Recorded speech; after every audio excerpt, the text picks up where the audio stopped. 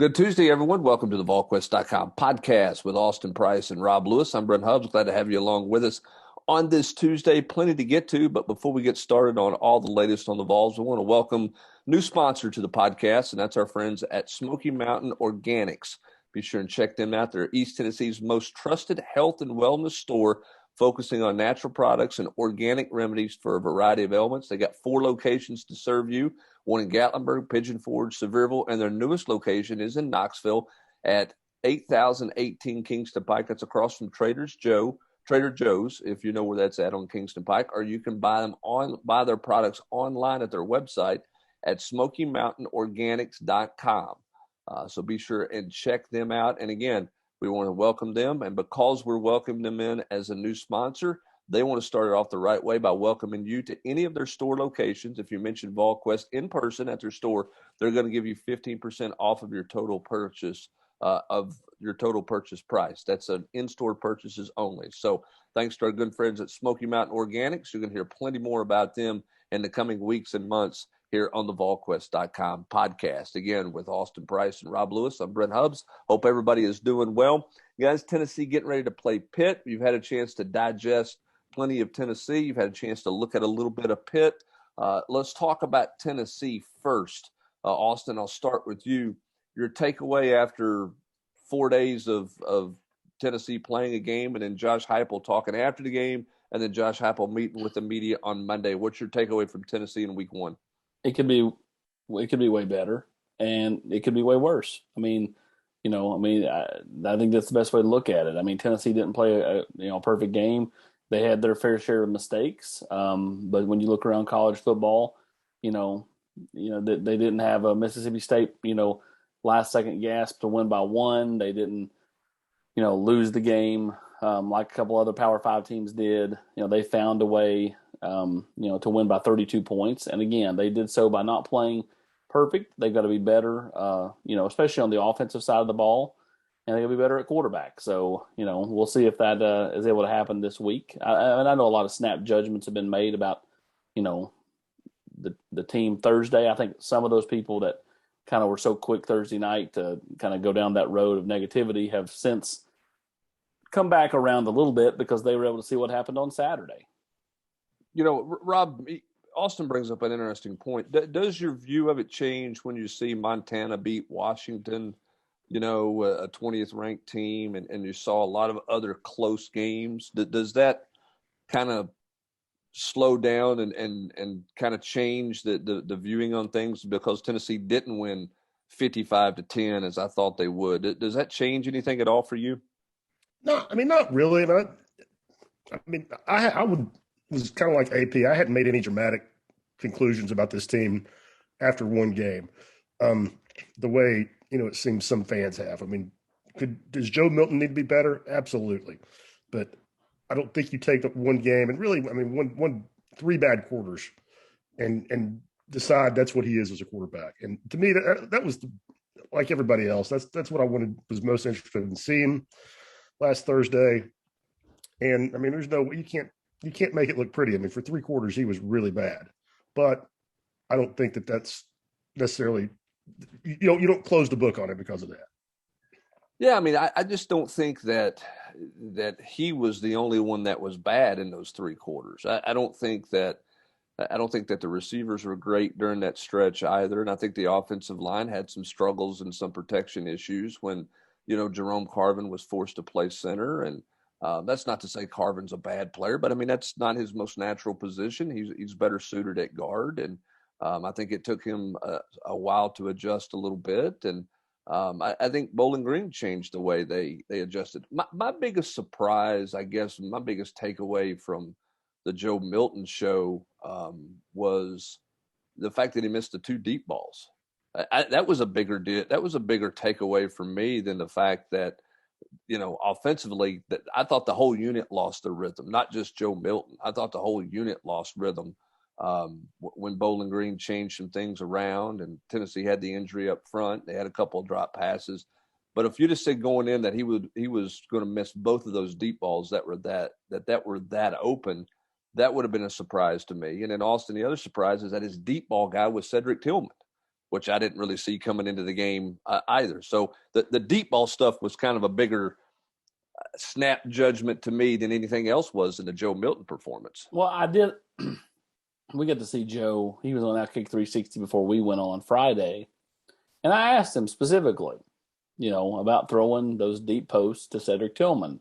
Like, about him, that being his deep target versus another guy that maybe runs a little bit faster.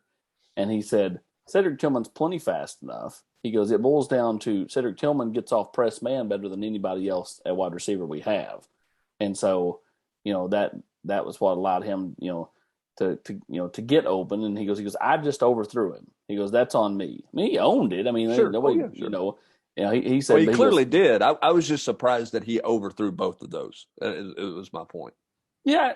And you don't know how much, kind of just emotion, you kind of get the blood flowing a little bit and you get juiced up and throw it a little bit. It's just like when, a golfer, hits the ball 10 yards further when he gets amped up, you have to kind of account for that. I'm not making excuses for him because, he's got to be better. But I wonder if that's part of the overthrow is just he was just so juiced up when he saw, Tillman beat his man that, he just didn't account for the extra juice when he threw it.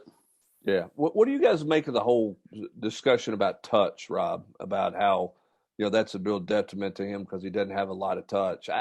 I thought the two balls Hyatt dropped were just drops. I didn't see that as a big issue there. I just thought, those are two balls you got to catch, particularly the one at the goal line.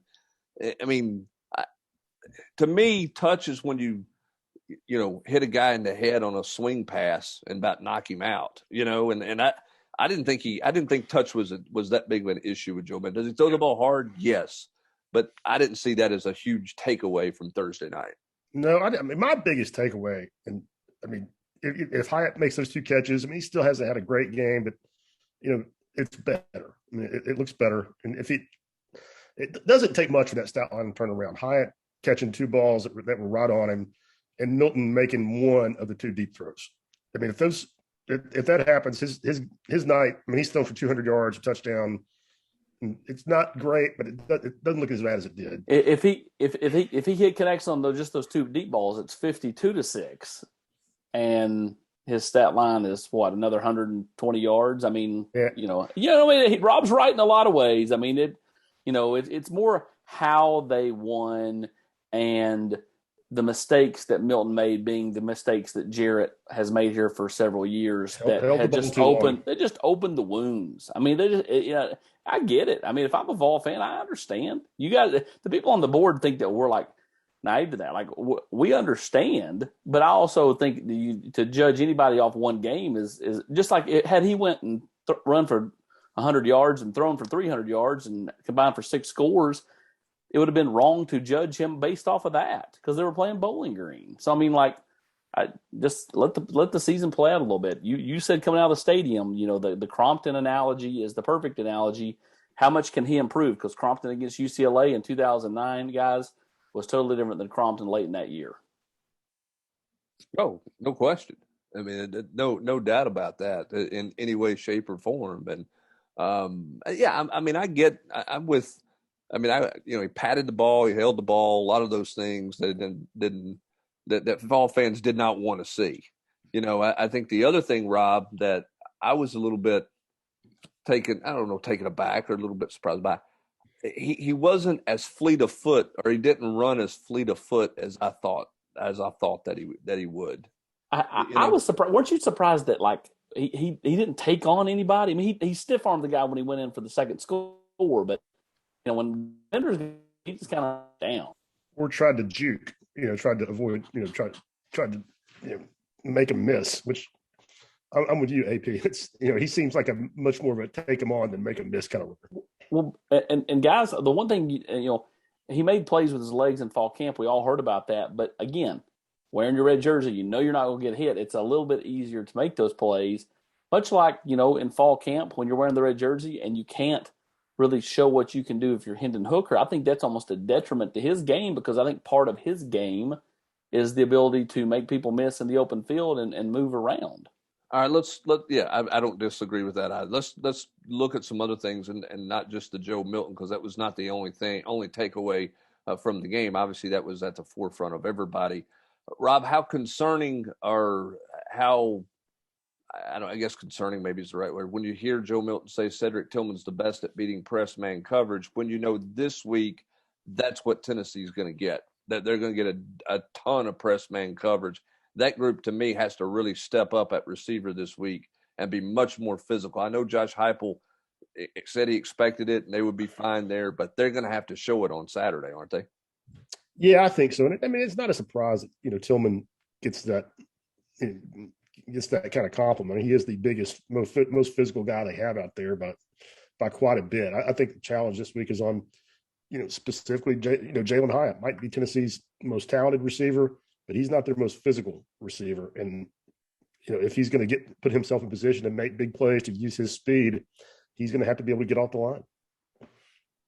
Yeah, no doubt about that. And that'll be a challenge for him and for the other receivers as well. Tennessee expected to have Jimmy Callaway back this weekend. Rob, what'd you make of the Tennessee running backs? I mean, they rushed for a bunch of yards against the team that you should have, but what was your takeaway from the tailbacks, Rob? Really impressed. And I mean, it kind of was a reflection of what the coaches have been saying. I mean, they've expressed some quiet confidence in a position group that, the leading rusher last year came back with 22 or 20, is it a 22 or 26 rushing attempts? I mean, for that Jabari got last year, but they had pretty clearly, Alex Golish, Jerry Mack had liked what they had seen from those guys in fall camp. And I think that showed up on Thursday. And I was really impressed with Tyon. And I don't want to take anything away from Jabari, but I know AP's been tooting that horn for a long time now. I thought he looked really good. I mean, I think Tennessee has two quality SEC tailbacks. Well, my thing is they're going to have to really expand the depth, though, because you remember a couple of weeks ago when who was it? Was it Jerry Mack or was it Heupel? What coach said? We got to be ready to play 4, 5, 6 guys, and then it took them to literally the last carry or last play of the third quarter before Jalen Wright went in. And then, of course, he was just really, really impatient, wanted to try to bounce things. You could tell he'd just kind of pent up on the sideline, ready to, bust at the seams. So, I think they're going to have to get him more run going forward and try to rely on him more. Because, again, you just never know when you're going to get hit, by injury or, look at Georgia right now. I mean, they've got, Kirby come out on Monday talking about how many kids they have out with COVID that are breakthrough cases. So you just never know when that's going to hit and affect your team. Yeah, Georgia, I think, talked about at least 4 right now. Tennessee needs some depth there. And they didn't expand a whole lot with the running backs, Rob. I mean, they were effective, but it was a pretty simplistic run game and pretty simplistic use of the running backs. Nothing out in nothing out in the flat, nothing in the passing game there really with the running backs.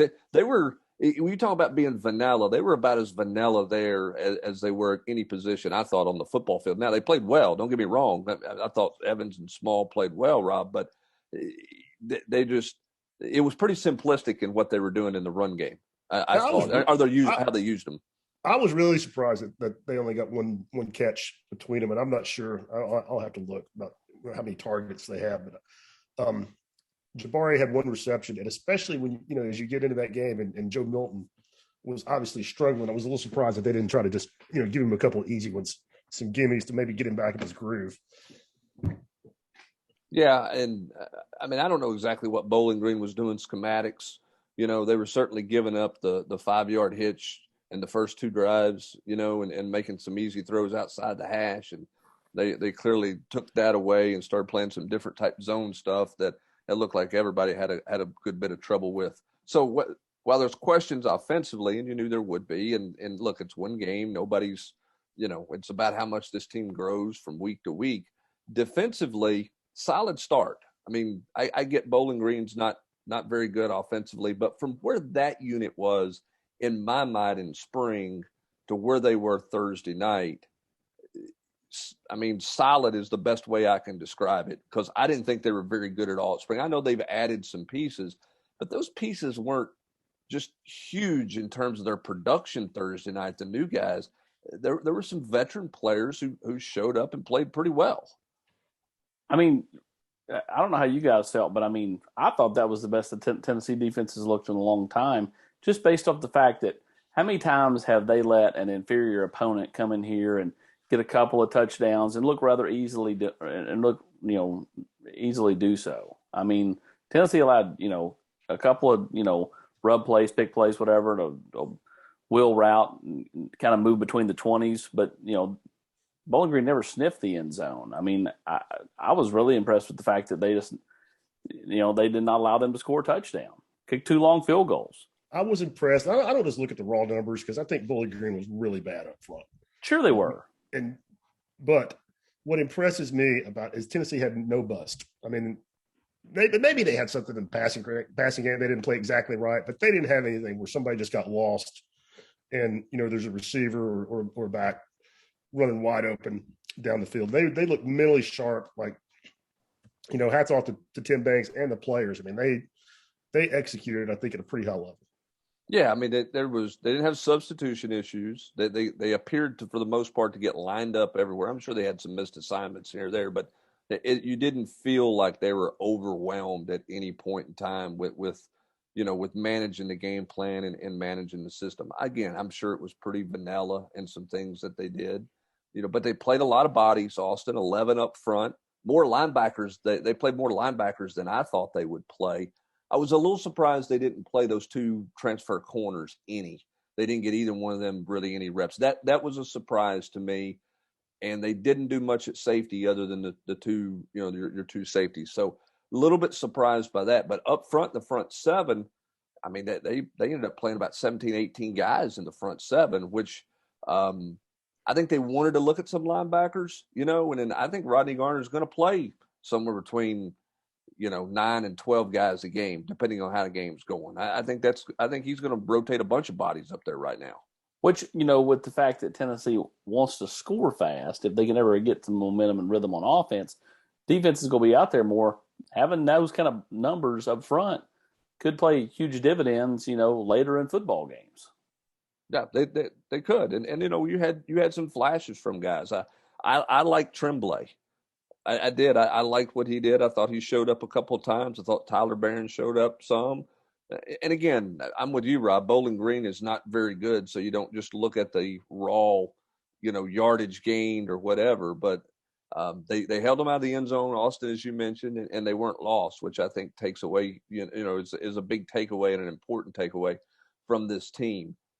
As we kind of wrap up football here, this is an interesting game. We'll dive into this more, obviously. Ben and Eric will have some of this in their pregame podcast. We'll talk about it on the Mailbag podcast. Typically, when teams like this get together and they haven't met in 30 years, there's not a whole lot of knowledge between the two.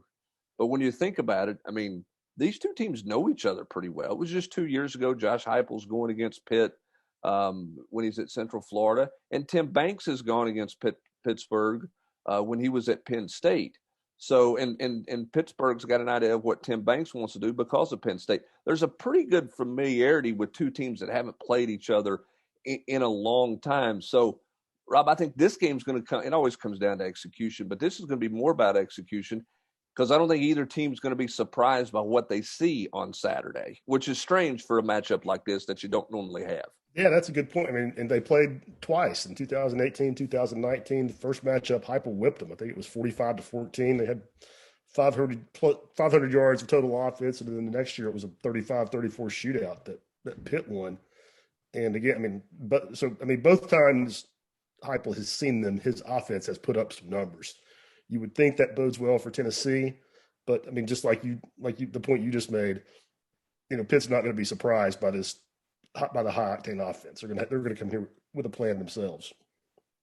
I went back and watched that game from 2 years ago, Monday morning. That's dedication right there, AP. And looked into that game. One of the things that jumped out and watching that was the way that the way Pitt's offense worked the middle of the football field. That's where Tennessee's going to be challenged in this game. I think is the middle of the field. Slants. Yeah, they threw slants. They threw a lot of crossing patterns.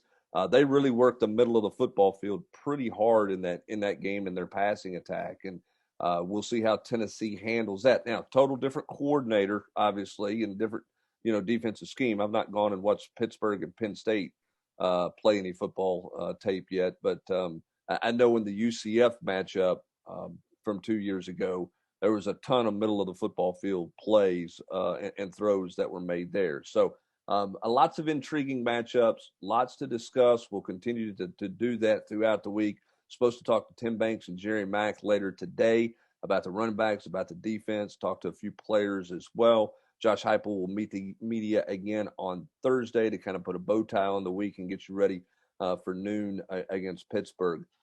This weekend, Austin, because it's Saturday, because it makes a little more sense and works out that way from a recruiting standpoint, going to be some bodies in the house. Taven Jackson says he's going to be here. They may have a couple of official visitors. We'll see what that number ends up looking like. But this is really the first time for Tennessee to showcase themselves in recruiting on the stage. This is a real opportunity for Tennessee if they can go out and play well, don't you think? Oh, 100%. I don't know if originally the plan was to have Joshua Josephs and CJ Madden here. I don't know if either one of those kids is going to be here. I don't believe CJ Madden will be, and I don't think Joshua Josephs will be either. Ephesians Prysock is the locked-in official visitor as of now. We'll see if they add anybody to that. Of course, he plays for Casey Clausen, who was here this past weekend. And then, I think a handful of 2023s are coming up here. Ethan Crisp from Mount Juliet, Bryson Sanders from down in Chattanooga. The boys, Eric and Ben, talked to, our guy at Carnes, Sean Bishop, and he said he planned on coming over. So, again, you're right. With Taven Jackson here, I think Brody Foley may be here as well. It's a chance to showcase. And then a guy like Ephesians Prysock, you need help in the secondary. Casey Clausen sure has played up Tennessee to the kid as far as like the atmosphere. If it is a good atmosphere, then that's a real chance to kind of showcase, because as Caleb Tremblay pointed out on the locker room, as he's pointed out in media settings throughout fall camp, the atmosphere here for a game against Bowling Green with 80,000 was bigger than anything he's had at USC. It's crazy to think, isn't it, Rob? It just means more, boys. It does. I mean, it's a different vibe, and it's been that way for a long time. That's why Casey Clausen ended up playing here, and that's why a lot of those California guys came with him. Now, you got to win to get those guys, and they're not just going to come for the atmosphere, but that's why so many of those guys outside the region have interest in the SEC, is because a Thursday night game, against Bowling Green, where you're a 5-touchdown favorite, has a better atmosphere vibe than a Pac-12 matchup that USC's playing against somebody. I mean, there were more. There were about as many LSU fans in the stands at the Rose Bowl as there was UCLA fans. Now, they left very unhappy, and UCLA's had a field day with Ed Orgeron as a result of it. And what happened pregame there. But I mean, LSU was in droves out there. So I get it. You're right, Austin. That atmosphere could be big for Tennessee, and we'll see. Austin, I don't think Tennessee's going to go out. Do you think they're going to go out anywhere Friday night much? No. I mean, I don't think they will. Not this week. Right? I think Tennessee Tech the following week. I know it's the same game time, but it's a little different easier opponent. to get out. Yeah, different opponent. A little different opponent. Yeah, I mean, I can't imagine they would go out this Friday night, but they will be back out next Friday night, but before the Tennessee Tech game, which again is a noon start as well. Rob, Hoops visitors, anything coming down the pike this week, or is that going to be a bit later in the month? Got Deshaun Wallace coming in next week. Not this week. 17th. Tennessee Tech week. Okay. 17th, and I am trying to find out about Brandon Miller. I've been told yes, I've been told no. He put out a top 4 last week with Tennessee not in it. He had it about 10 days after he set up an official visit to Tennessee. That's a weird one, and I'm trying to lock down exactly what he is going to do, because like I said, I've had different people, both of whom I would think know what's going on there, telling me different things. So we'll see what happens, but that's going to be 2 weeks from now on the Hoops front, right? Nothing this weekend. Because if Miller's coming, he's coming this weekend. Okay, so Deshaun Wallace is definitely coming unless he cancels. Right, but he's coming the following weekend. What's the latest with Wallace? Tennessee and Kentucky. A lot of people seem to think Kentucky's got some mojo working, but I think him getting out of that official visit without committing, Tennessee getting the last visit, getting him back on campus. Just a little over less than 3 months when he was here for an official visit in June. I think Tennessee feels kind of quietly confident. Certainly not cocky by any stretch of the imagination. I mean, it's a dogfight. As we close it out the gate, your takeaway from the SEC in week one? Vanderbilt's trash. and Alabama is just an absolute machine. They really are. I mean, it's so true. And I don't even think they played that great. That's the thing is I'm not sure. I think defensively, Alabama's really, really, really, really, really, really good. I'm not so sure on the Alabama offense. I just don't think that Miami defense is very good. I mean, I just don't know how good Miami is. Yeah, I mean, I'm not surprised by that score. I thought Alabama would manhandle Miami. I didn't think Miami was ready for that, and they certainly weren't. Go ahead, Rob. I was just saying, AP, is it Georgia's year? I mean, Pinocchio. Pinocchio. They're pretty good in the front seven. Now, I think Clemson's got some clear offensive line issues, and they got a quarterback who was overwhelmed and struggled there. But that Georgia front seven is pretty stout. I was surprised that Georgia's offense though just did nothing. But I'm not saying that. Yeah, but to not score an offensive touchdown, I'm not saying that they were going to score 30 points, but to not score one offensive touchdown, I mean, are you not surprised by that? Because I am. Like I would have bet a good sum of money that Georgia scores at least one offensive touchdown. Yeah, I mean, with the talent they have at tailback, even if I don't think JT Daniels is very good. Now, maybe he's going to prove me wrong, and I also don't think Georgia's really explosive at receiver with Pickens gone. But still, with the talent, the stable of running backs they have, I'm with you, AP, to not bang one in. That was eye opening. Yeah, they're not. They were very depleted at the receiver position. I know they're not going to get Pickens back, but we'll see if some of these other guys and how they come along. I mean, I guess my biggest takeaways from that game is I'm not ready. I'm definitely not going to anoint Georgia anything, but I'm not sure if that's Georgia's really that good or if Clemson's really got some real issues and they're really exposed on the offensive side of the ball for the first time in a long time. Before, if I were a Georgia fan, I would be like, okay, that was pretty good. If I were a Clemson fan, I'd be much more nervous. Much more nervous if I was a Clemson. We are a long way from Deshaun Watson and Trevor Lawrence at the quarterback position. A long, long, long way from that. So everything else kind of, I mean, like you said at the start of the podcast, Austin, just it's week one. You don't put a ton of stock in it. You got Mississippi State has to rally late. You got Arkansas struggles early, then puts them away. I mean, South Carolina plays a team that's just woeful. And you mentioned Vanderbilt and how bad they were. Hats off to Randy Sanders in the program at ETSU for going down there and not just pulling an upset, but absolutely throttling and manhandling Vanderbilt in that game, which is exactly what they did. And I know all of us have dealt with Coach Sanders for a long time, and good for him. I mean, that he's brought that program a long ways, and good for them for going down there and just manhandling them. Two things that Randy Sanders and Jay Graham do, and that's beat Vanderbilt. And for those that don't know, Jay's helping Randy out as the quality control coach. And they went down there and they certainly beat Vanderbilt and took care of that. So we'll see what week two brings. Obviously for Tennessee, it's a very different week as a very challenging opponent comes in. Tennessee, an underdog at home to start the week as Pittsburgh comes to town. We'll have full coverage of the Panthers and the Vols throughout the week, and the Johnny Majors Classic that's coming up and all of our coverage. And again, we'll have the Mailbag podcast coming up on Thursday. Don't forget Ben and Eric's podcast on Saturday morning on your way to the stadium to get you ready for the Vols and the Panthers. But that's going to do it for this edition of the Volquest.com podcast, presented by our good friends at Smoky Mountain Organics. Don't forget to check them out online at SmokyMountainOrganics.com. 4 locations to serve you in East Tennessee: Gatlinburg, Pigeon Forge, Sevierville, and the newest location on Kingston Pike across from Trader Joe's. But you can get everything online as well at their website, SmokyMountainOrganics.com. For Austin Price and Rob Lewis, I'm Brent Hubbs. Thanks for joining us. Have a great rest of your Tuesday, everybody.